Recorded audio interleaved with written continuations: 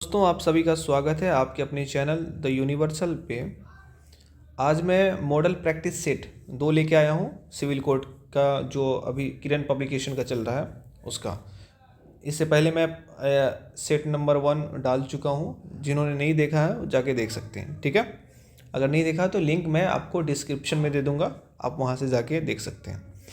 Start करते हैं। पहला क्वेश्चन है, इनमें से किसने अपने साम्राज्य को संगठित एवं मजबूत बनाने के लिए सिंधु घाटी से लेकर बंगाल में स्थित सोनार घाटी तक शाही रॉयल सड़क का निर्माण कराया था, जिसका नाम ब्रिटिश काल के दौरान बदलकर जीटी रोड कर दिया गया था? ठीक है, ये मुझे लगता है सबको पता होगा। शेरशाह सूरी थे वो, ठीक है। दूसरा क्वेश्चन है, उस विश्व प्रसिद्ध वैज्ञानिक का नाम बताइए जिसे सापेक्षता के सिद्धांत थ्योरी ऑफ रिलेटिविटी के लिए जाना जाता है। आप ऑप्शन देख लीजिए, एक बार अपने से करने की कोशिश कीजिए, ठीक है। ये कौन होगा? Albert Einstein. तीसरा क्वेश्चन, निम्नलिखित में से किस बैंक की स्थापना 1770 में भारत के कलकत्ता में यूरोपीय प्रबंधन के अधीन की गई थी? National bank of India, bank of Hindustan, bank of India, Indus bank of India. ये होगा बैंक ऑफ हिंदुस्तान, ठीक है। भारत के उस स्थान का नाम बताइए, क्वेश्चन नंबर 4, जहां शून्य मील का पत्थर देखा जा सकता है, जिसमें बलवा पत्थर से बने 4 घोड़ों युक्त एक स्तंभ की आकृति बनी हुई है। भोपाल, सूरत, इटारसी, नागपुर। क्या होगा? नागपुर, ठीक है। 5 नंबर क्वेश्चन है, वह क्षेत्र जहां स्रोत से आने वाला पूरा प्रकाश अवरुद्ध हो जाता है क्या कहलाता है?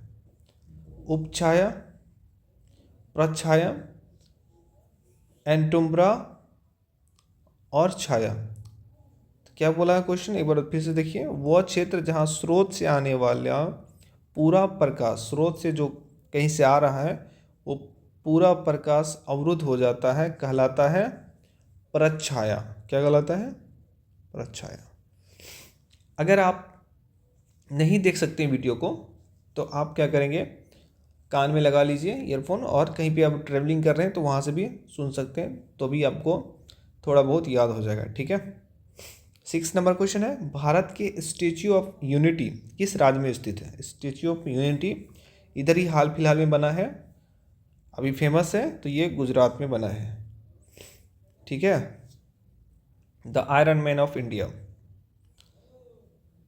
इसी के लिए कौन है हमारा? आप लोग कमेंट बॉक्स में लिखिए, ठीक है।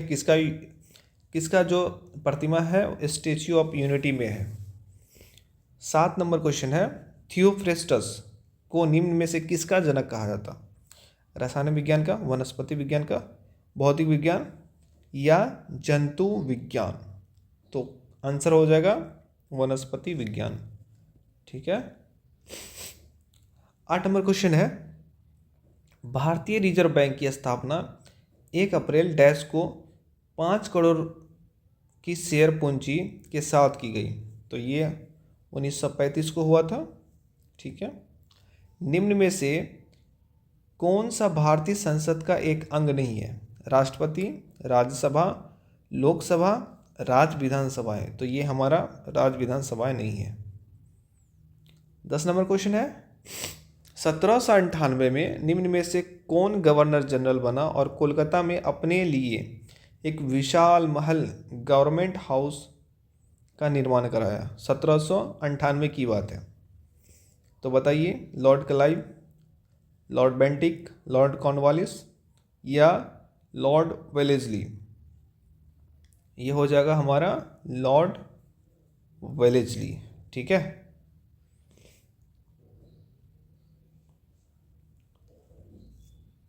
11 नंबर क्वेश्चन है, फतेहपुर सीकरी स्थित बुलंद दरवाजा का निर्माण किसने करवाया था? बाबर, अकबर, नूरजहां, शाहजहां? तो ये हो जाएगा अकबर ने, ठीक है। जब ये फतेह किया था उसी टाइम में फतेहपुर सीकरी का। स्थापना करवाया था। 12 नंबर क्वेश्चन, निम्नलिखित में से किस शहर को भारत में महलों का शहर कहा जाता है?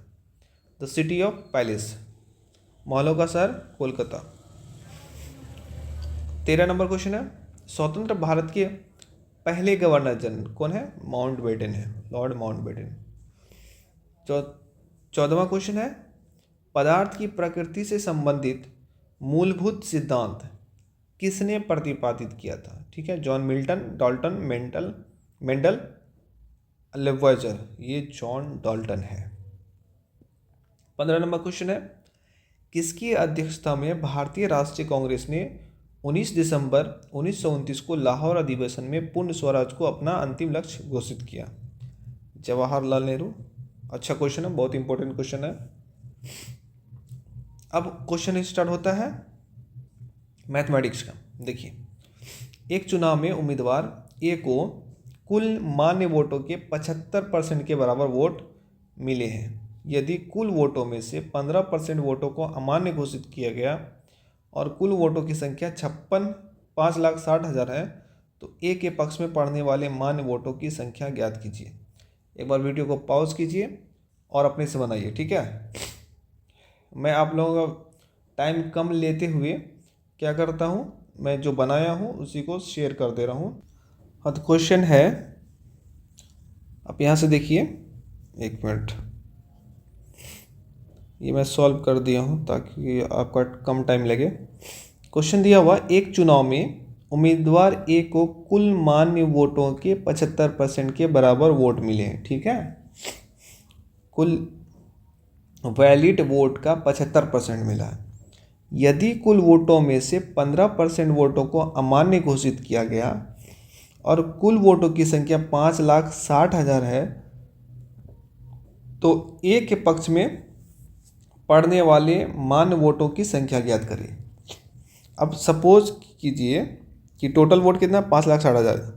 100% वोट हमारा 5,60,000 है। ठीक है, तो 1% कितना हो जाएगा, इसको इधर लेके आइए, तो 5,600। ये 5,600 1% के बराबर है। यहाँ पे कितना वैलिड वोट कितना हो जाएगा, 85%, 15% इनवैलिड है। ठीक है, तो टोटल वैलिड वोट कितना हो जाएगा, 5600 गुना 85। ये इतना वोट हो गया टोटल। अब इसका जो है ए को कितना मिला, 75%, तो 75/100, तो मल्टीप्लिकेशन कीजिएगा तो कितना आएगा, 3,57,000। ऑप्शन बी हो जाएगा। ठीक है, आगे देखिए, एक मिनट, इसको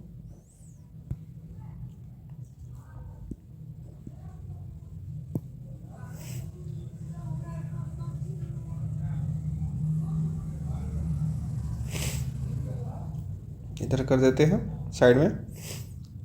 17 नंबर क्वेश्चन है, 16 नंबर देख लिया हम लोगों ने। एक आदमी किसी कार्य को पहले 5 दिनों में 4 घंटा प्रतिदिन, अगले 5 दिनों में 5 घंटा प्रतिदिन और अंतिम 5 दिनों में 6 घंटा प्रतिदिन कार्य करके 15 दिनों में पूरा करता है। यदि वो आधे घंटे के लंच ब्रेक के साथ प्रतिदिन 8 घंटे काम करता है, तो वह उक्त कार्य को करने कितने दिनों में पूरा कर लेगा? अब समझिए, क्वेश्चन मैं बना दिया हूँ, क्वेश्चन एक बार समझिए। एक आदमी किसी कार्य को पहले 5 दिनों के में 4 घंटा प्रतिदिन, तो 5 चौके 20 घंटा हो गया, मतलब 5 दिन किया, 5 चौके 20। अगले 5 दिनों में 5 घंटा प्रतिदिन, मतलब कि कितना घंटा हो गया, 5 चौके 25, टोटल 25 हो गया। और क्या हो गया, अंतिम 5 दिनों में 6 घंटा प्रतिदिन, 30 घंटा हो गया, तो टोटल कितना हो गया, 75 घंटा। क्लियर है, मतलब 75 घंटा लगता है। अब कोई आदमी क्या किया है, वो आधे घंटे के लंच ब्रेक के साथ, आधे घंटे के लंच ब्रेक बोले तो 8 घंटा प्रतिदिन काम करता है, इसका मतलब 7.5 घंटा काम करता है। 7.5 घंटा काम करेगा तो कितना दिन काम करेगा, 75, टोटल 75 आवर है और 7.5 आवर प्रतिदिन काम करता, तो ये 10 दिन लगेगा, वही है 10 दिन। ठीक है, ये ऑप्शन हो जाएगा 10 डेज। अब 18 नंबर क्वेश्चन है, माना n वह बड़ी संख्या है जिसे 1300, 4660 और 6900 को विभाजित करने पर समान शेषफल बचता है। संख्या के अंकों का योग क्या होगा? एक बार आप पॉज करके बनाइए, मैं फिर बताता हूँ, ठीक है। यहाँ देखिए, जब इस तरह का क्वेश्चन हो तो हर एक दूसरे से डिफरेंस निकाल लेंगे। 4600 माइनस 1300 निकला कितना? 3360। फिर दूसरा लेंगे 6900 माइनस 4660, इसका डिफरेंस कितना निकला? इतना निकला। अब 6900 बच गया कितना? 1300 वाला, तो इसका निकलेगा 5600। अब तीनों का एचसीएफ निकाल देंगे। जो एचसीएफ निकलेगा उसी का जो सबसे बड़ी संख्या वही होगा और उसी का अंकों का योग कितना होगा? 2 1 3 1 4, तो यहाँ पे हो जाएगा 4, ठीक है। अब देखिए, अमन के परदादा की आयु 105 वर्ष है। किसकी? अमन के परदादा की आयु। अमन के पिता राम सिंह की आयु उसके दादा की आयु की 1/3 है। मतलब 105 वो है तो 1/3 कितना? 3 3 9, 3 5 15, 35 साल हो जाएगा। अमन का पापा का, अमन्स फादर, 35 ईयर। 5 वर्ष पहले जब अमन का जन्म हुआ था तब राम सिंह की माँ की आयु राम सिंह की आयु की दोगुनी थी। अमन और राम सिंह की आयु के अंतर ज्ञात कीजिए। यहाँ पे क्वेश्चन में देखिए, क्वेश्चन में माँ के जन्म से कोई लेना देना नहीं है, ठीक है। 5 वर्ष पहले जब अमन का जन्म हुआ था तब राम सिंह की माँ की आयु राम सिंह की आयु की दोगुनी थी। इससे कोई रिलेशन ही नहीं है क्योंकि अमन और राम सिंह की आयु का अंतर पूछ रहा है। तो यहाँ पे क्या हो गया? उस टाइम में 5 वर्ष पहले जब अमन का जन्म हुआ, 5 वर्ष पहले कितना हो जाएगा? 30 साल होगा। किसका? उसका पापा का आयु, अमन के पिता नहीं, अमन और राम सिंह की आयु। यहाँ देखिए, पहला है अमन और दूसरा है राम सिंह, अमन के पापा, ठीक है। अमन के परदादा की आयु 105, यहाँ पे मैं बनाया हूँ, आप एक दे देखिए। अमन के परदादा की आयु 105 वर्ष है। अमन के पिता की आयु 35 साल है, ठीक है। अमन के पिता का नाम क्या है? राम सिंह। 5 साल पहले अमन का बर्थ हुआ तो 1 साल नहीं हुआ होगा अमन का, तो उस टाइम में राम सिंह का आयु कितना होगा? 30 साल। 30 साल राम सिंह की आयु हो गया। अमन पैदा ही हुआ तो इसका अंतर कितना होगा? 30 साल। सिंपल सा क्वेश्चन है, उसका माँ बाप से कोई लेना देना नहीं है। क्लियर है? एक बार फिर से आप पॉज कीजिएगा और समझिएगा इसको। एक लैपटॉप का मूल्य 27,000 रुपये है। 2 वर्ष की एक्सीडेंटेड वारंटी खरीदने के लिए आपको 15% अतिरिक्त भुगतान करना होगा। 27,000 का ये है, 15% अतिरिक्त भुगतान करना पड़ेगा 2 साल के वारंटी के लिए। लैपटॉप का अंतिम मूल्य ज्ञात कीजिए यदि पूरी राशि पर 6% जीएसटी का भुगतान किया जाना। मतलब कि वारंटी जब लगेगा उसके बाद 6% है, ठीक है। तो 27,000, 15% एक्सटेंडेड वारंटी बोले तो कितना हो गया? 4,050 रुपये, ठीक है। जब इसको जोड़िएगा तो टोटल पैसा कितना हो गया? 31,050 रुपया। अब इस पे 6% का जीएसटी लग रहा है। 6% जीएसटी लगा करके कितना हो गया? 6% जीएसटी 1,863 रुपया। तो टोटल प्राइस कितना हो गया? 32,913। 32,913, 1 नंबर ऑप्शन, ठीक है। अब कहता है एक बाल्टी में दूध और पानी को 2:1 के अनुपात में मिलाया जाता है। एक बाल्टी में दूध है 2 अनुपात और पानी है 1 अनुपात को मिलाया जाता है। यदि दूध और पानी का अनुपात 1:2 करना है तो मिश्रण में पानी की कितनी मात्रा मिलाई जानी चाहिए? अब समझिए, मान के चला जाए कि 15 लीटर मतलब बाल्टी में पानी है, पानी और दूध मिला के है, तो 15 लीटर है तो 10 लीटर क्या हो जाएगा? दूध हो जाएगा। 5 लीटर क्या हो जाएगा? पानी हो जाएगा। अब कहता है कि यहाँ पे ये अगर मिल्क 10 लीटर हो गया, पानी कितना हो गया 5 लीटर। अब बोलता है इसमें क्या बोला है, यदि दूध और पानी का अनुपात इतना करना है तो मिश्रण में पानी कितना मिलाना हो, पानी की मात्रा कितनी होगी। तो मिल्क बाय वाटर 10/5, इसमें पानी मिलाना है तो x क्वांटिटी में पानी मिला दिए और ये अनुपात कितना हो गया 1:2। तो यहाँ से x बराबर कितना होगा 15 लीटर। मतलब कितना मिलाना पड़ेगा, पूरी बाल्टी 1, ठीक है। 15 लीटर बोले तो एक बाल्टी कैपेसिटी कितना था 15 लीटर, तो इसलिए एक पूरी बाल्टी पानी मिलाना पड़ेगा, तभी इसका रेशियो उल्टा हो जाएगा 1:2 हो जाएगा। 22 नंबर है, यहाँ से देखते हैं। एक छात्र ने गलती से एक संख्या को 5/2 के बजाय 2/5 से गुणा कर दिया। गणना में हुई प्रतिशत त्रुटि कितनी हो गई। मान के चला जाए कि कोई भी नंबर है उसमें 4 घटाना, मतलब कि 12 घटाना था, घटा दिया 21, तो कितना ज़्यादा घटा दिया, तो 12 8 20 21 9 घटा दिया जाता। तो किस पे घटाया, मतलब कि 12 पे घटाया तो 9 बटे इतना हो जाता है। तो यहाँ पे भी वही होगा, ठीक है। इसको देखिए 5/2 2.5 हो गया और 2/5 0/4, ठीक है। इसको घटाना कितना था, अंतर कितना होगा, यहाँ पे अंतर हो गया 2.1, 2.1 होगा ना। घटाना था 0.4, घटा दिया 2.5, अंतर हो गया 2.1 का। किस में अंतर हो गया 2.5 में। तो यहाँ से हमारा परसेंटेज निकल जाएगा 2.1 बाय 2.5 इंटू 100। ये पॉइंट से पॉइंट कटा, 2500 का 100, 2100 का 84, 84% का क्या हो गया, त्रुटि हो गया। हमने 84% ज़्यादा घटा दिया, घटाना कम था। एक आदमी ने एक निश्चित राशि में एक घोड़ा खरीदा और 8% की हानि पर बेच दिया। कोई आदमी है वो 8 घोड़ा खरीदा और 8% की हानि में बेच दिया। यदि उसे 1800 रुपये अधिक प्राप्त होते तो वो उसे 14.5%, 14.1/2% का लाभ प्राप्त होता। घोड़े का क्रय मूल्य मान के चलिए, यहाँ पे मैंने सॉल्व कर दिया हूँ, 100 रुपये का क्रय मूल्य था, बेचा कितना में 92 रुपये में। 8% का हानि बदले तो 100 का 8% 8 रुपया, तो बेचा कितना में 92 रुपया।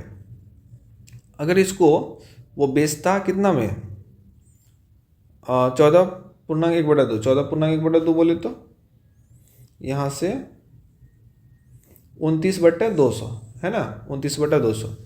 इतना परसेंट का लाभ लेने के लिए मतलब 100 प्लस 100 का 29/200, तो यहाँ से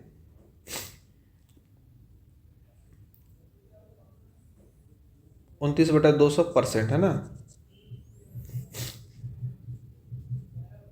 नहीं सॉरी 29/200 ही हुआ, 1/2।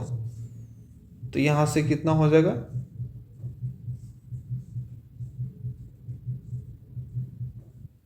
हाँ यहाँ पे क्या हो गया, इसको काटेंगे तो 100 और 2 कैसे निकालते हैं हम लोग लाभ में। अगर 29/200 मतलब ये होता तो 100 तो पहले से था, 100 का 29/200 कट के क्या हो गया 29/2। तो यहाँ से अगर एलसीएम निकालेंगे तो 229/2 है ना। 229/2 में 100 का 229/2 कितना हो जाएगा 114.5, मतलब 114.5 में बेचते हैं तो 1800 का बेनिफिट होता, लेकिन बेच दिए कितना में 92 रुपये में। तो इसका डिफरेंस कितना हो गया 92 और 114 का डिफरेंस 22.2। वही कहता है कि अगर इतना का डिफरेंस होता तो 1800 होता, तो 100% 22.5% का डिफरेंस कितना हो गया, या 22.5 रुपये का डिफरेंस कितना हो गया 1800। तो एक का डिफरेंस कितना होगा 1800/22.5, इसलिए 100 का कितना होगा 8000, ठीक है। तो यहाँ से हो जाएगा 8000, क्रय मूल्य इसका 8000 था, ठीक है। क्योंकि ये सी पी के बराबर था। अब देखिए 24 नंबर, संख्याओं x और y का अनुपात x अनुपात y इज इक्वल टू 4 अनुपात 5 है।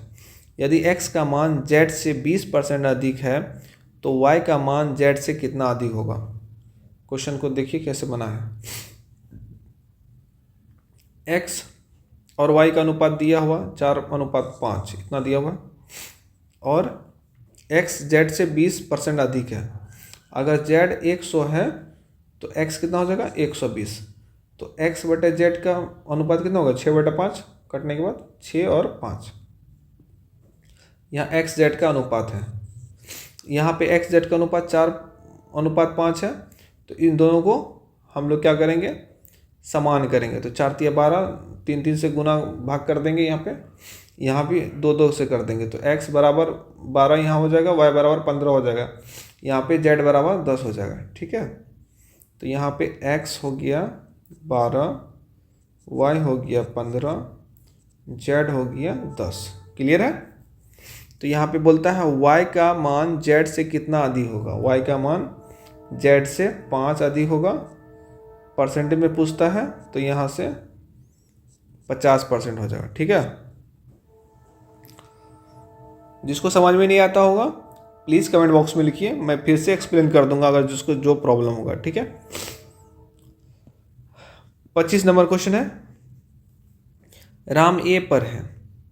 ठीक है, किस पे है, ए पर है, श्याम,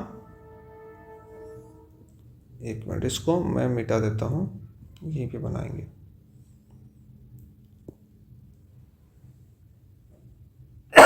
सॉरी, राम ए पर है और श्याम बी पर है। राम ए पे है, एक मिनट, राम ये ए पे है, राम बी पे है, श्याम। वे एक साथ एक दूसरे की ओर बढ़ते हैं। ठीक है, एक दूसरे के साथ बढ़ते, ये इधर जाता है, ये इधर आ जाता है, ए की भी तरफ जाता है, ये बी ए के तरफ आता है। रास्ते में एक दूसरे से मिलने के बाद राम को बी तक, एक दूसरे से मिलने तक यहाँ पर मान के चलिए यहाँ मिल गया। अब ए को कितना लगा टाइम, राम को बी तक पहुँचने में 2 घंटा लगता है, यहाँ से यहाँ तक पहुँचने में, हाँ यहाँ से यहाँ तक पहुँचने में राम को 2 आवर लगता है। किसको, राम को। ये इधर जा रहा है, ठीक है, और श्याम को ए तक पहुंचने में 8 घंटा लगता है। ये जो श्याम इधर से आ रहा है, इसको यहाँ तक पहुंचने में 8 आवर लगता है। क्लियर है। यदि राम की चाल 40 किलोमीटर प्रति घंटा है, राम की चाल, ये राम इधर से जा रहा है, इधर से 40 किलोमीटर, तो ये 2 घंटा में कितना चल जाएगा 80 किलोमीटर। समझ में आया, मतलब यहाँ से लेकर के यहाँ तक 80 किलोमीटर है। और इस तरह का जब क्वेश्चन होगा तो वो राम की चाल, मतलब एक की चाल, राम की चाल बटा श्याम की चाल, दोनों का उल्टा हो जाता है स्क्वायर रूट टाइम में। ठीक है, ये T2 बटा T1, मतलब कि श्याम की चाल बटे राम की चाल का, सॉरी राम को जो टाइम लगा,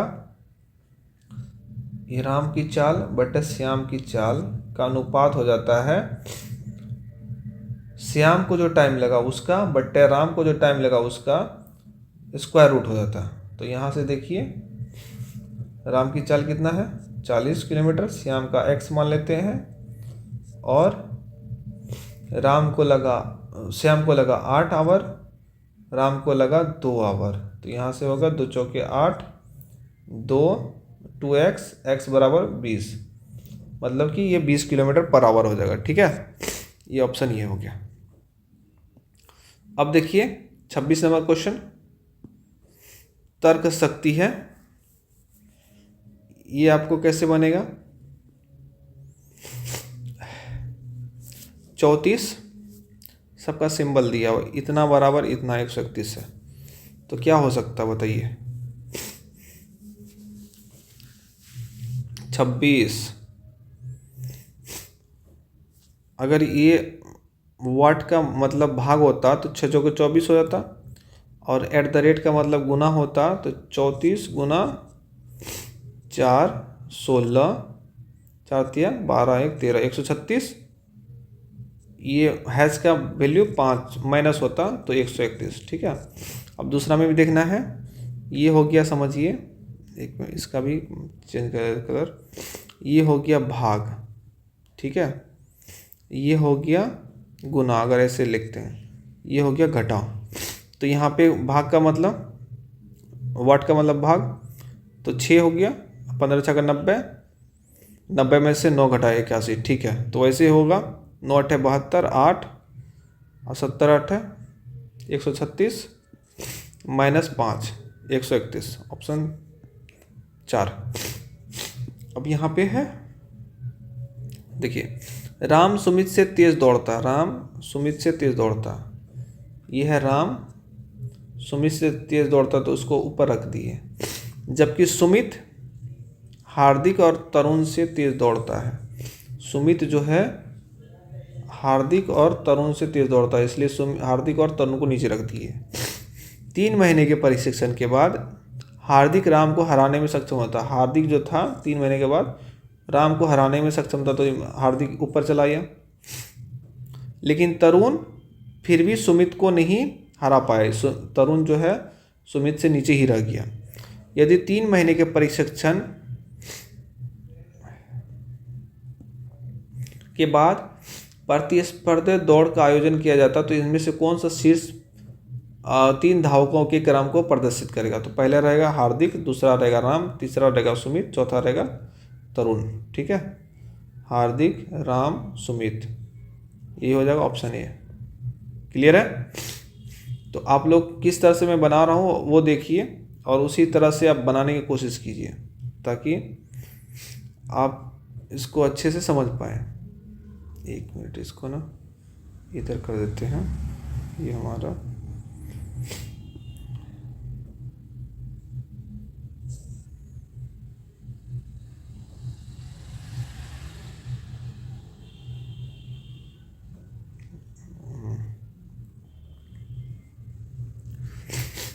अब यहाँ पे कितने दरवाजे मछली हैं? कितने दरवाजे मछली? दरवाज़ा और मछली, इसमें कॉमन 8 5 13 हो जाएगा। यदि किसी कूट भाषा में वुमन को इतना लिखा जाता, तो उसी कूट भाषा में ट्रेंड को किस प्रकार लिख सकते हैं? तो देखिए, दिमाग लगाइए। यहाँ पे एक्स डब्लू और एक्स है ना, तो टी के बाद क्या हो जाएगा? यू हो जाएगा। एक जगह पहले वुमन लिखिए, फिर उसका ये लिखिए। अब इसमें रिलेशन अब नीचे भी ये लिख लीजिए, जो क्वेश्चन निकालना वो लिख लीजिए। पहले दोनों में रिलेशन देखिए, डब्लू एक्स मतलब डब्लू के बाद एक्स प्लस हो रहा है 1, तो यहाँ पे टी यू एक लिख दिए। अब यहाँ पे एम पहले आता, ओ बाद में आता, तो एम एन ओ मतलब प्लस का 3, एम एन ओ प्लस का 3 करते हैं इसके साथ। यहाँ पे आर होना तो पी क्यू आर, तो ये पी हो जाएगा। इस तरह से हम लोग रिलेशन देखेंगे तो U P H U P I J ये हो जाएगा। ठीक है, 29 नंबर। इस तरह से हम लोग बनाते हैं इसको। उस विकल्प का चयन करें जिसका तीसरे पद से वही संबंध है जो दूसरे पद का पहले पद से है। हिमालय से गंगा निकलती है। सतपुड़ा से क्या निकलेगी? नर्मदा की कावेरी, ये हो जाएगा नर्मदा नदी। 7 व्यक्ति M N O P Q R एक सीढ़ी पर एक के ऊपर बैठे हैं, एक के ऊपर एक। जरूरी नहीं है इसी क्रम में हो, केवल 4 व्यक्ति ओ तथा आर के मध्य हैं। इसको बनाने का नियम क्या है बता देते हैं आपको। जिस तरह से क्वेश्चन दिया उस तरह से हम लोग लिखते हैं। पहले जो इन्फॉर्मेशन दिया उसके हिसाब से लिखते हैं। केवल 4 आदमी ओ और आर के बीच में है, ओ और आर लिख दिए। ठीक है, कहीं पे उसके बीच में 4 डॉट दे दिए, 1 2 3 4। इस तरह से मेंशन कर दिए। केवल दो व्यक्ति एन और एम के बीच, एन और एम लिखे हैं, दो व्यक्ति हैं, लेकिन ये एन किधर होगा, लेफ्ट होगा राइट होगा, ये पता नहीं अभी, इसलिए ये मतलब कि लाइन लगा दिए ताकि ये इंटरचेंजेबल होगा। हो सकता है आर इधर ऊपर होगा, ओ नीचे हो जाएगा। केवल दो व्यक्ति एन एम के मध्य बैठे हैं तथा एम क्यू के ठीक ऊपर है। क्या है? केवल दो, हाँ, एम जो है क्यू के ठीक ऊपर है। एम मान लेते हैं यहाँ पे ठीक ऊपर, मतलब कि जस्ट ऊपर, क्यू के ठीक हो, क्यू यहाँ है तो एम यहाँ हो जाएगा। ओ एम के नीचे बैठा, ओ एम के नीचे बैठा तो कहीं बैठा होगा नीचे, सॉरी सर्दी हो गया, हाँ, ओ एम के नीचे बैठा हुआ, एन एम के ऊपर बैठा हुआ है, एन जो है एम के ऊपर बैठा हुआ तो ये ऊपर ही रहेगा। अब देखिए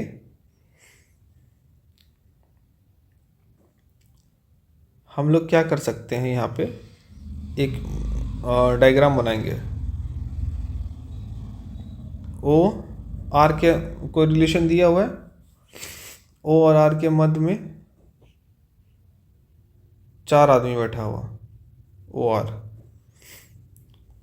हाँ, अगर इस तरह से करते हैं तो ओ नीचे आ जाएगा, आर ऊपर चला जाएगा, ठीक है, उसके बीच में। और एम जो एन जो है, एन और एम के बीच में 2 आदमी बैठा हुआ, तो एम अगर यहाँ आ गया तो एन ऊपर आ जाएगा, ठीक है, इसके नीचे तो आएगा नहीं क्योंकि फिर ये रिलेशन फॉलो नहीं होगा। 1-2 बनाइएगा इस टाइप का तो आपको दिमाग में आ जाएगा किस तरह से होगा। तो P तथा S के मध्य में कितने लोग बैठे हुए हैं? P तथा S, यहाँ पे आप P और S को देखिए, ये हो जाएगा आपका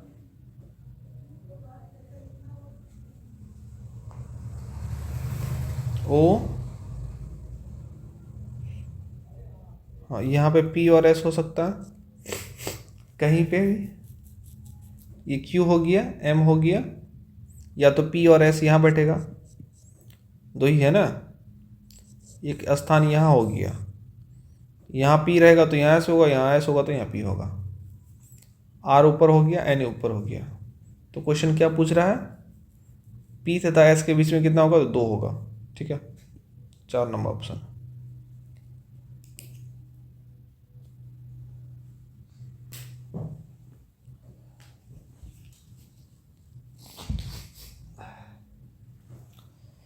दिए गए विकल्पों में से उस संख्या का चयन करें जो निम्नलिखित श्रेणी में प्रश्न चिन्ह के स्थान पर आ सकती है। 7, 14, 21, 28, 32 होगा, सिंपल है, 32। दिए गए कथनों और निष्कर्षों को ध्यानपूर्वक पढ़ें। कथनों में दी गई जानकारी को सत्य मानते हुए भले ही वो सामान्यतः ज्ञात तथ्यों से भिन्न प्रतीत हो, विचार करें और बताएं कि दिए गए निष्कर्षों में से कौन से कथनों का तार्किक रूप से पालन करते हैं। किसी भी अपरिचित व्यक्ति के प्रति ग्रामीणों का रवैया सहयोगात्मक होता है। कोई भी अपरिचित व्यक्ति रहता है उसके प्रति ग्रामीणों का रवैया सहयोगात्मक होता है। निष्कर्ष है, अपरिचित व्यक्तियों के प्रति शहरी लोगों का रवैया असहयोगात्मक होता है। ये पता नहीं दिया ही हुआ नहीं तो ये तो गलत ही हो जाएगा। शहरीकरण हमारे नैतिक मूल्यों को समाप्त कर देता है। तो कथन में इससे रिलेटेड कुछ है ही नहीं है, तो न तो निष्कर्ष 1 न तो निष्कर्ष 2 पालन करता है, सीधी बात। संख्या को उस समूह का चयन करें जो अन्य समूहों के असंगत हो। अब इसमें देखिए क्या क्या हो सकता है। क्वेश्चन अच्छा है, आप लोग थोड़ा दिमाग लगाइएगा। अब कटाइए, 63 91 है, 9 7 63, 13 7 91 कट गया, 7 7 कॉमन है, 32 है, 16 2 32, 16 3 48, ये है, 16 16 कॉमन है, 10 और 17 नहीं 50 और 85, 10 5 50, 17 5 85, तो 5 5 कॉमन हो गया। यहाँ पे 14 2 7 14, 9 3 27, तो इसमें कुछ कॉमन नहीं, तो ये हो जाएगा ऑप्शन बी। 12 व्यक्ति एक घेरे में एक दूसरे की ओर मुंह करके बैठे हुए और नज़दीक सदस्यों के बीच नज़दीकी सदस्यों के बीच दूरी एक समान है। एल और एच एक दूसरे के समान बैठे हैं। एल और एच, ये एल और एच 12 व्यक्ति है। एल और एच एक दूसरे का सामने बैठे हुए हैं, तथा जी और आई भी एक दूसरे के समान, मतलब कि आमने सामने बैठे हुए हैं। जी और आई, ये जी और आई नहीं पता है कहाँ है, लेकिन लिख लेते हैं यहाँ पे जी और आई है। एल आई के दाईं ओर ठीक बगल में है। एल जो है दाईं ओर आई के बैठे हुए है, बिल्कुल सही है। तो यहाँ से समझ में आ गया कि आई यहाँ पे होगा। आई जब यहाँ होगा तो जी यहाँ होगा। क्लियर है, बगल में बैठा है। ए एच और सी के ठीक बीच में बैठा हुआ। ए जो है सी और एच के, तो एच यहाँ तो सी यहाँ हो जाएगा, तो ए यहाँ हो गया। उपरोक्त जानकारी के आधार पर विकल्पों में दिए गए कथनों में से कथन का चयन कीजिए। आई सी के दाईं ओर बैठा चौथा व्यक्ति है। आई जो है सी के दाईं ओर बैठा चौथा व्यक्ति है। फर्स्ट, सेकंड, थर्ड, फोर्थ नहीं, गलत हो गया, पहला गलत। दूसरा क्या है, जी एच के बाईं ओर ठीक बगल में बैठा हुआ है। जी एच के दाईं ओर बाईं ओर ठीक बगल में बैठा हुआ, सही है ये। तीसरा भी देख लेते हैं, ए आई के बाईं ओर बैठा पांचवा व्यक्ति है। ए आई के बाईं ओर पांचवा व्यक्ति, 1 2 3 4 5 नहीं, छठा व्यक्ति है, गलत हो गया। सी एल एक दूसरे के ठीक बगल में है। सी और एल नहीं, गलत है। तो ऑप्शन 2 सही हो जाएगा। क्वेश्चन अच्छा सब है, आप लोग थोड़ा सा मेहनत कीजिए, हो जाएगा। हमारे साथ बने रहिए, जिस तरह से अगर मैं बना रहा हूँ उसी तरह से आप लोग भी साथ साथ रहिएगा तो सही हो जाएगा। ठीक है, अभी देखते हैं 36 नंबर क्वेश्चन। प्रोग्रामिंग भाषा C++ का AT&T विकास लैब बेल लेबोरेटरी में बर्ने स्ट्रोस्पर द्वारा डैश के दशक में प्रारंभ किया गया। कब काम किया गया? तो 1980 के दशक में। इसको रखना पड़ेगा आपको। डैश एक साधारण क्वेरी भाषा है जिसका प्रयोग रिलेशनल डाटाबेस में डाटा तक पहुंचने, संभालने और प्रतिबंधित करने, ये SQL होता है। ठीक है, SQL एक साधारण क्वेरी भाषा है। क्रोम ब्राउज़र के वर्तमान टैब के दाईं ओर के ब्राउज़र टैब को सक्रिय करने के लिए निम्नलिखित में से किस कीबोर्ड शॉर्टकट का यूज़ किया जाता है? तो ये क्या हो जाता है? पेज डाउन होगा। ठीक है, कौन सा पेज डाउन? ये हो जाएगा Ctrl+ पेज डाउन। इसको डाउन कर देते हैं, अब इसका काम नहीं है। ठीक है, 40वां क्वेश्चन, अच्छा 39वां क्वेश्चन है, माइक्रोसॉफ्ट वर्ड में कौन सा एक सेव डॉक्यूमेंट के लिए Ctrl+, सबके लिए Ctrl+, होता है। माइक्रोसॉफ्ट वर्ड में डैश फॉर्मेटिंग के लिए एक टूल उपलब्ध कराता है तथा बोल्ड, इटैलिक, अंडरलाइन आदि के लिए, ये तो फॉर्मेटिंग टूल बार होगा। बताएं कि MS वर्ड के संबंध में निम्नलिखित कथन सत्य है या असत्य है। जब आप MS वर्ड में एक नई फाइल खोलते हैं तो डिफ़ॉल्ट रूप में वो लैंडस्केप ओरिएंटेशन में होता है। इस तरह से होता है क्या कि इस तरह से होता है, ये इस तरह से होता है, तो उसमें पोर्ट्रेट ओरिएंटेशन होता है। ठीक है, पहला नंबर हो जाएगा, मतलब कि पहला असत्य है, दूसरा सत्य है। IPv6 इंटरनेट प्रोटोकॉल में IP पते का साइज कितना होता है, कितना बिट होता है? 128 बिट होता है। IP4 में 32 बिट होता है। ब्राउज़र अनुप्रयोगों को समझने के लिए डैश को डिज़ाइन किया गया ताकि टेक्स्ट, इमेज आदि को डिस्प्ले किया जा सके। HTML, hyperlink, computers, world wide web. Browser अनुप्रयोग को समझने के लिए डैश का डिज़ाइन किया गया, इसका HTML का। ठीक है, HTML में ही लिखते हैं हम लोग क्या चीज़, वेब पेज वगैरह। डॉटेड डेसिमल नोटेशन में एक IP वर्जन 4 एड्रेस को ठीक डैश डॉट सिंबल का उपयोग करके दर्शाया जाता है। तो ये कितना हो जाएगा हमारा? 3 डॉट। सूचना एवं संचार तकनीकी के क्षेत्र में EEPROM का पूर्ण रूप क्या होता है? Electrically erasable programmable read only memory. ये तो रोम रीड ओनली मेमोरी होता है, ये होता है इलेक्ट्रिकली इरेजेबल प्रोग्रामेबल। ठीक है, इफिशिएंट कुछ नहीं होता, इलेक्ट्रिकल इनहेंस्ड नहीं होता कुछ, इसलिए ये इलेक्ट्रिकली इरेजेबल होगा। 46 का पिवोट टेबल निम्नलिखित में से किस सॉफ्टवेयर का विशेषता? पिवोट टेबल हमारा एक्सेल में होता है। ये दोनों माइक्रोसॉफ्ट एक्सेल दोनों में से कोई भी हो सकता है। इसको मिटाइए। ये एक MS वर्ड डॉक्यूमेंट के पैराग्राफ को इंटेंड करने के लिए, इंटेंड मतलब जगह छोड़ने के लिए, निम्नलिखित में किस कीबोर्ड शॉर्टकट करके यूज किया जाता है? तो इंटेंड छोड़ने के लिए हमारा क्या हो जाएगा? Ctrl+M। ठीक है, वर्ड डॉक्यूमेंट में जिसमें लिखते हैं वर्ड में, तो ये वाला इंटेंड छोड़ने के लिए Ctrl+M का यूज़ करते हैं। तो ये कर्सर हमारा यहाँ से हट के यहाँ चलाता है इंटेंड करने के लिए। ठीक है, क्लाउड कंप्यूटिंग के संदर्भ में पास का अंग्रेजी फुल फॉर्म क्या होता है? ये प्लेटफॉर्म एज अ सर्विस होता है। ठीक है, जहाँ पे एक प्लेटफॉर्म प्रोवाइड किया जाता है ताकि आप मतलब कि कुछ भी सेव कर सके डाटा कंपनीज़ का और उसका यूज़ कर सके उस डाटा का। जैसे मान के चलिए हम सर्विस प्रोवाइड करते हैं, तो आपको अगर डाटा सेव करना है या कुछ रखना है तो हम आपका डाटा हम रखेंगे अपने स्टोरेज में। आपको जब ज़रूरत पड़ेगा आप उठाइए, उसका यूज़ कीजिए, फिर वहाँ पे हम मेरे इसमें रख दीजिए। तो वही है यहाँ पे पास, प्लेटफॉर्म एज अ सर्विस। 49 है, निम्नलिखित में से कौन सा रोबोटिक्स प्रोसेस ऑटोमेशन के उपकरणों में से एक नहीं है? Blue Prism, UiPath, Automation Anywhere, Power Center. तो इसमें से क्या हो जाएगा? Robotics process automation. ठीक है, ये हो जाएगा पावर सेंटर। 50 में है, MS वर्ड के हाल के संस्करणों जैसे वर्ड 2016 में होम मेन्यू के तहत एडिटिंग कमांड समूह के भाग में दिखाई देने वाला कौन सा दिखाई देता है? Replace, font colour, format painter, change case.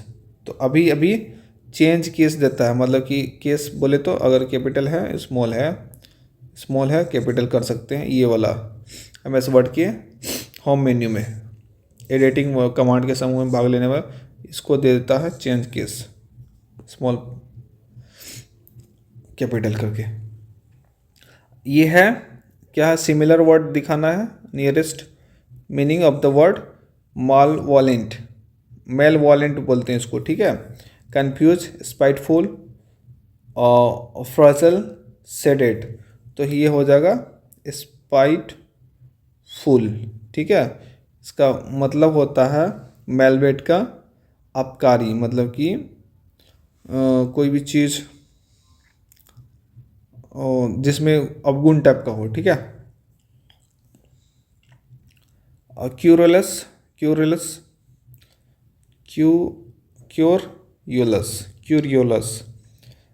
Glossy, delusion, बिलाइटल, indecent. तो इसका हो जाएगा हमारा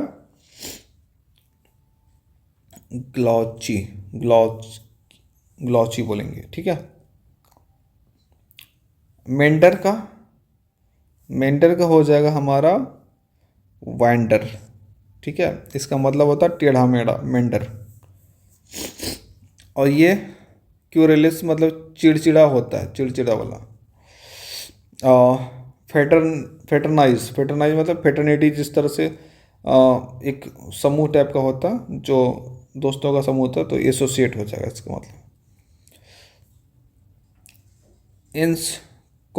इंस्कॉन्स मतलब क्या हो जाएगा यहाँ पे? Praise, conceal, reveal, unveil. Reveal और अनवील एक ही तरह का लग रहा है। ठीक है, रिवील कोई चीज़ को रिवील करना और प्रेज मतलब प्रशंसा करना, लेकिन यहाँ पे हमारा हो जाएगा कंसील मतलब क्या होता है? कोई चीज़ को छिपाना। अब यहाँ पे अपोजिट वर्ड के लिए देखेंगे। ऑब्स्टिनेट मतलब कि जो थोड़ा सा ये रहता है कोई चीज़ को रिफ्यूज़ करने के लिए। ठीक है, तो यहाँ पे हो जाएगा हमारा फ्लेक्सिबल, मतलब ये रिफ्यूज़ करने के लिए, फ्लेक्सिबल मतलब कि अपनाने के लिए टाइप का। और डिक्राई, डिक्राई मतलब होता है कोई चीज़ का हम लोग निंदा करते हैं उसका डिक्राई हो जाता है। तो यहाँ पे क्या हो जाएगा, किसी का हम लोग प्रशंसा करते हैं, अपोजिट वर्ड वही हो जाएगा। हॉर्स, हॉर्स मतलब क्या होता है, वो फड़ा टाइप का जो होता है ना हॉर्स, उसी को बोलते हैं। कोई रफ चीज़। तो ये हो जाएगा हमारा स्मूथ हो जाएगा, फटा चिटा को स्मूथ हॉर्स। और डिबोनियर, डिबोनियर क्या हो जाएगा, कोई चीज़ मिलनसार होगा उसी का होगा, तो चीयरलेस, चीयरलेस ही हो जाएगा इसको उल्टा, मिलनसार का जो चीयर ही नहीं करता। सोविटी, सोविटी मतलब होता है मधुरता, जिसको बोलते हैं प्लेजेंट टाइप का, ठीक है। तो इसका उल्टा होगा मिसबिहेवियर। यहाँ से अब क्या कहता है, इसको फिल इन द ब्लैंक्स करना। द मैन फेल्ट, क्या होगा यहाँ पे, when he got to sorry he got to know that he had been cheated, क्या होगा, यहाँ पे हो जाएगा ह्यूमिलेटेड, मतलब कि वो अपने आप को ठगा हुआ महसूस किया। The man felt humiliated when he got to know that he was been cheated, जब उसने पाया कि उसके साथ धोखा हुआ है। The chairman dash the company's fund so he was dismiss, तो चेयरमैन ने मिस अप्रोप्रिएट किया, कोई भी धन का इधर से उधर गबन किया है, दुरुपयोग किया, इसलिए ही वाज डिसमिस, उसको हटाया गया। रोहन येल्ड, उसने चिल्लाया, येल्ड जब भी हुआ तो एट होता है, yelled at her and she hostilely retreated. 64 होगा, ही स्टूड, वो खड़ा हुआ, dash Ankita, but could not utter a single word for quite some time, मतलब कि वो अंकिता के सामने खड़ा हुआ, बिफोर होगा यहाँ पे, ठीक है। बट ही कुड नॉट अटर, एक भी चीज़ नहीं बोल पाया कुछ समय के लिए। वी ऑल आर अकाउंटेबल, किसके लिए, dash team leader for our work on this project, ये अकाउंटेबल टू होता है, ठीक है, हमेशा टू लगता है, समझे। अब है यहाँ पे इसका मतलब, वर्ड दिया हुआ है पूरा सेंटेंस, इसका मतलब क्या होगा, that which is morally dangerous,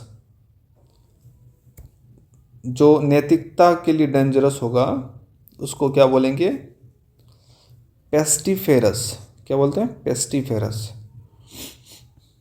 a temple dedicated to all the gods, सभी गॉड के लिए, मतलब कि ये होगा, इसको बोलते हैं पैंथियन।